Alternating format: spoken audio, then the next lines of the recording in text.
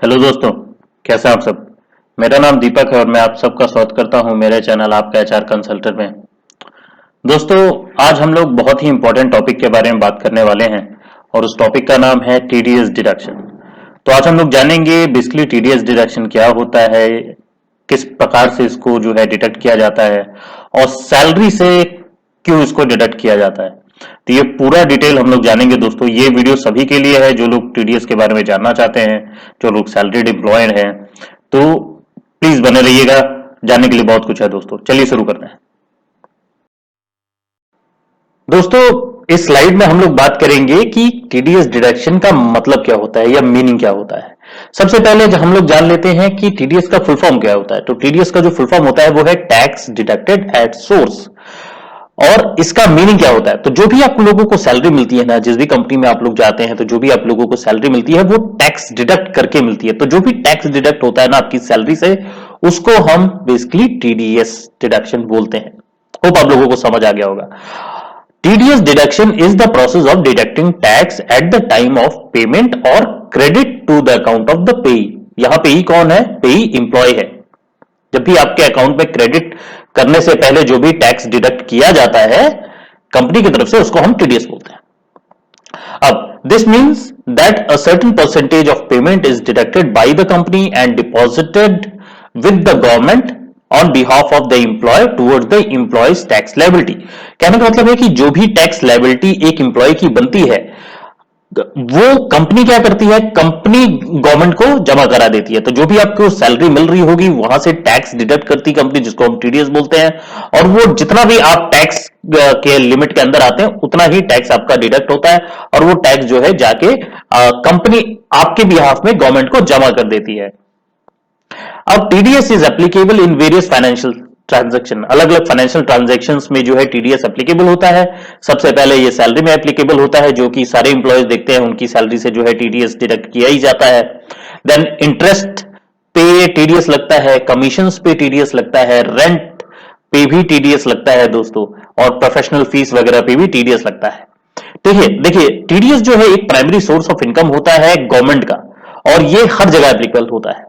The primary objective of TDS is to ensure revenue collection for the government and to prevent tax evasion। ठीक है दोस्तों। अब अगला है the rate of TDS deduction varies depending on the type of transaction and the rules governing it. तो जो TDS deduction का जो रेट है वो बेसिकली डिपेंड करता है कि किस प्रकार का ट्रांजैक्शन होने वाला है। सैलरीड एम्प्लॉय के लिए अलग टीडीएस डिडक्शन होता है। फॉर एग्जांपल अगर कमीशन के ऊपर टीडीएस लग रहा है तो उसके अलग स्लैब्स होते हैं, रेंट के ऊपर अलग स्लैब्स होते हैं, इंटरेस्ट जो पेबल होता है उसके ऊपर अलग टीडीएस लगता है। तो अलग अलग प्रकार से टीडीएस डिडक्शन के चार्जेस वेरी करते हैं दोस्तों। if the TDS deduction if the TDS deducted is more than the payee total tax liability, then the payee can claim a refund after filing an income tax return। देखिए यहाँ पेई का मतलब employ से है मेरा, और यहां पे यह बताया गया है कि अगर आपके अकाउंट से ज्यादा टैक्स डिडक्ट कर लिया जाता है, जो कि आप टैक्स स्लैब से ऊपर जाके जो है डिडक्ट कर लिया जाता है, तो आप उसको क्लेम कर सकते हैं एज अ रिफंड, और वो रिफंड हो जाता है। इनकम टैक्स जब रिटर्न आप फाइल करते हैं तब उसको फाइल करके आप रिफंड क्लेम कर सकते हैं।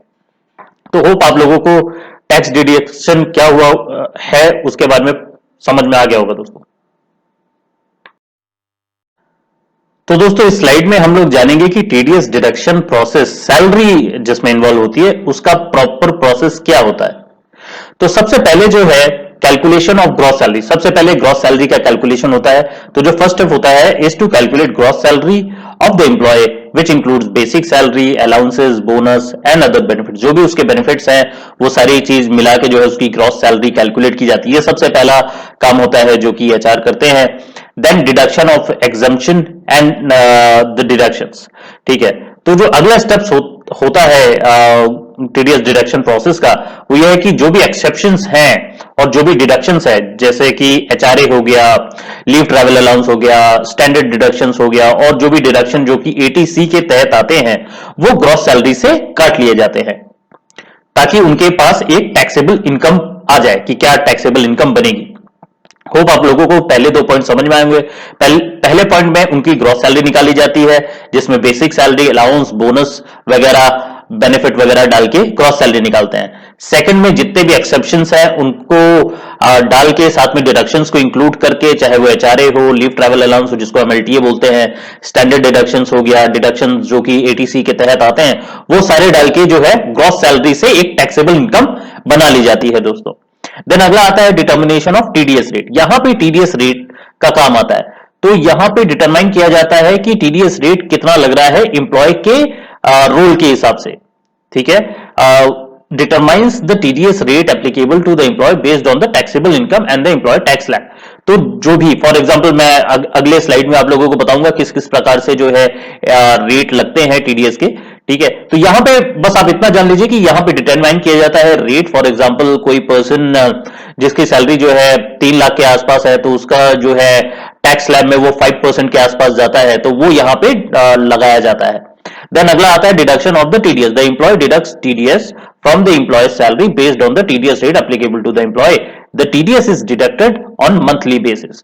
तो यहां पे जो भी टीडीएस है वो एम्प्लॉयर या की कंपनी जो है वो काट लेती है, और ये डिडक्शन जो है मंथली बेसिस पे होता है। जो भी टीडीएस डिडक्शन होता है दोस्तों वो मंथली बेसिस पे किया जाता है। अगला आता है डिपॉजिट ऑफ टीडीएस।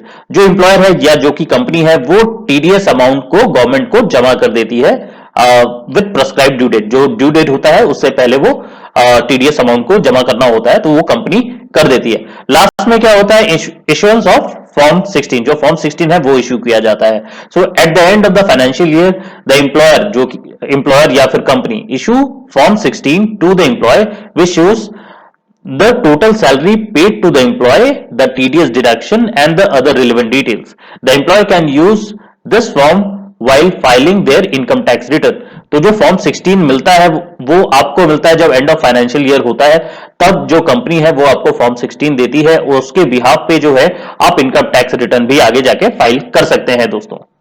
और इसमें आपको सारी डिटेल्स मिल जाती है कि आपको टोटल एक साल में कितनी सैलरी पे हुई है, कितना आपका टीडीएस डिडक्ट हुआ है, सो ऑन सो फोर्थ। दोस्तों इस स्लाइड में हम लोग जो है रेट फॉर टीडीएस डिडक्शन के बारे में बात करेंगे। मैंने यहां पे आप लोगों को 3 टेबल दिए हैं। इन टेबलों में मैंने बताया है कि किस किस प्रकार से जो है टैक्स स्लैब लगते हैं हर एक इंडिविजुअल के ऊपर, एज के हिसाब से भी मैंने इनको बताया हुआ है। तो सबसे पहला जो स्लैब है दोस्तों वो आता है फॉर इंडिविजुअल्स बिलो 60 ईयर्स। जो कि यंग फोर्स है, जो कि काम कर रहा है, जो कि बिलो 60 ईयर्स है, उनके ऊपर क्या क्या टैक्स स्लैब लगता है। तो जो लोग जिनकी कमाई जो है 2.5 लाख के आसपास है, अप टू 2.5 लाख, उनके ऊपर कोई टैक्स नहीं लगता है दोस्तों। जो 2.5 लाख से 5 लाख के आसपास कमा रहे हैं उनके ऊपर 5% का टैक्स स्लैब लगता है। देन 5 लाख से 7.5 लाख जो लोग कमाते हैं उनके ऊपर 10% का टीडीएस का स्लैब लगता है, टैक्स स्लैब लगता है। देन 7.5 लाख से 10 लाख के बीच जो लोग कमाते हैं उनके ऊपर 15 लगता है, 15%। 10 लाख से 12.5 या फिर 12.5 लाख जो लोग कमाते हैं, 10 to 12.5 लाख, उनके ऊपर 20% का लगता है। 12.5 लाख से लेके 15 लाख के ऊपर 25% लगता है या 25% लगता है टीडीएस का स्लैब। और जो भी एबव 15 लाख कमाते हैं उनके ऊपर डायरेक्ट 30% का टैक्स स्लैब लगता है दोस्तों। देन अगला आता है सीनियर सिटीजनशिप, जो जिनके पास है उनका टैक्स स्लैब देखते हैं, जो कि 60 ईयर्स से ऊपर है लेकिन लेस देन 80 ईयर्स है, ये सीनियर सिटीजन होते हैं। तो इनके ऊपर जो टैक्स स्लैब लगता है वो ऑलमोस्ट सेम है, अप टू 3 लाख। यहां पे थोड़ा सा चेंज है पहले वाले में, जो 3 लाख है 3 लाख तक में नहीं लगता है। देन 3 लाख से 5 लाख के ऊपर जो बीच में कमाते हैं, 3 से 5 लाख के बीच में जो कमाते हैं उनके ऊपर 5% लगता है। 5 लाख से 7.5 लाख के बीच जो है 10% लगता है। 7.5 लाख से 10 लाख के बीच 15% लगता है, और 10 लाख से 12.5 लाख के बीच 20% लगता है। देन 12.5 लाख से 15 लाख के बीच 25% लगता है, और एवर 15 लाख जो है 30% लगता है। तो यहां पे एक ही जो चेंज वो आपको मिलेगा वो इनिशियल में मिलेगा कि अगर आप 3 लाख तक कमा रहे हैं तो आपको टैक्स स्लैब नहीं लगता है। देन अगला आता है सुपर सीनियर सिटीजन। अब सुपर सीनियर सिटीजन कौन होते हैं? जिनकी एज एबव 80 होती है वो सुपर सिटीजन में कैटेगराइज होते हैं। तो यहां पे 3 ही टैक्स स्लैब है। जो 5 लाख तक कमा रहे हैं उनके ऊपर बिल्कुल टैक्स नहीं लगता। जो 5 से 10 लाख तक कमा रहे हैं उनके ऊपर 20% का टैक्स स्लैब लगता है। जो 10 लाख से ऊपर कमा रहे हैं उनके ऊपर 30% का टैक्स स्लैब लगता है दोस्तों।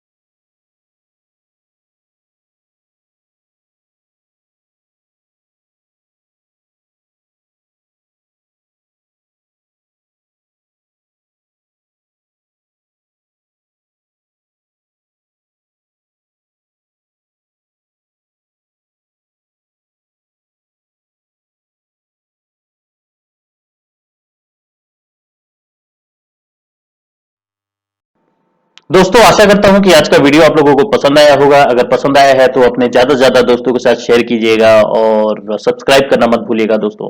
मैं ऐसे ही नए नए कंटेंट आप लोगों को ले लेकर आता रहूंगा। बस अपना प्यार इसी तरह बनाए रखिएगा और ज्यादा से ज्यादा लाइक कीजिएगा दोस्तों, ताकि ज्यादा से ज्यादा लाइक मिलने से मेरा कंटेंट और भी लोगों के पास पहुंचेगा और भी लोगों को बेनिफिट देगा। कमेंट करके भी बताइएगा कि कैसा लगा आज का वीडियो। मैं मिलूंगा आप लोगों से अगली वीडियो में, तब तक के लिए अपना ख्याल रखिएगा। धन्यवाद दोस्तों।